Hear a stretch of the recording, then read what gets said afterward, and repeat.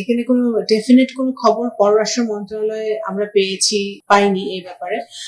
যদি সেটা সত্যি হয়ে থাকে অবশ্যই পররাষ্ট্র মন্ত্রণালয় সেটা তদন্ত করবে, সরকারও সেটা। গণতান্ত্রিক সরকার হিসেবে আমরা আমাদের এই রিজনে স্টেবিলিটি, স্থিতিশীলতা এবং শান্তি বজায় থাকুক সেটাই আমাদের অবস্থান এবং আমরা সেটা চাই। একটি গণতান্ত্রিক সরকার হিসেবে, গণতান্ত্রিক রাষ্ট্র হিসেবে আমরা আশা করব যে ভারত আরেকটি বৃহত্তম গণতন্ত্র, সেই গণতান্ত্রিক সরকার হিসেবে তারা তাদের জনগণের অবস্থান দেখবে এবং সমস্যা সমাধানের দিকে দ্রুত গতিতে আগাবে, সেটা আমরা আশা করি। বাংলাদেশের সাথে যুক্তরাষ্ট্রের সম্পর্ক সবসময় ভালো আছে।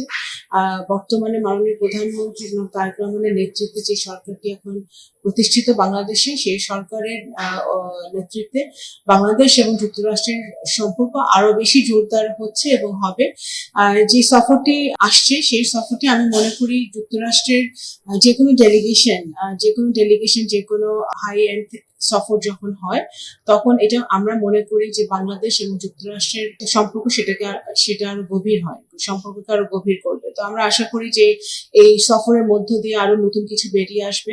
আমাদের বহুপাক্ষিক সম্পর্ক আছে যুক্তরাষ্ট্রের সাথে, সেগুলো আরো সুগম হবে এবং আমরা আমাদের বাণিজ্যিক সম্পর্ক, আমাদের পিপল ডিপ্লোমেসি, ইকোনমিক ডিপ্লোমেসি সব কিভাবে সামনের দিকে এগিয়ে নিয়ে যাওয়া হবে সেটাই আলোচিত হবে বলে আমি মনে করি। এখানে কোনো ডেফিনেট কোনো খবর পররাষ্ট্র মন্ত্রণালয়ে আমরা পাইনি এই ব্যাপারে।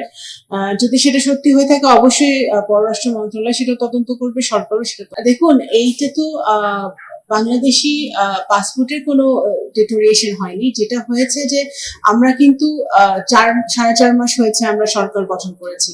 এর আগের থেকেই ভিসার সমস্যাগুলো, বিশেষ করে আমাদের যারা বাংলাদেশি ভাইরা যেসব দেশগুলোতে তারা কর্মরত আছে, সেসব দেশে যেমন আরব আমিরাত, মালয়েশিয়া, এসব দেশগুলোতে ভিসার বন্ধ আছে এবং বন্ধ থাকার বিবিধ কারণ আছে।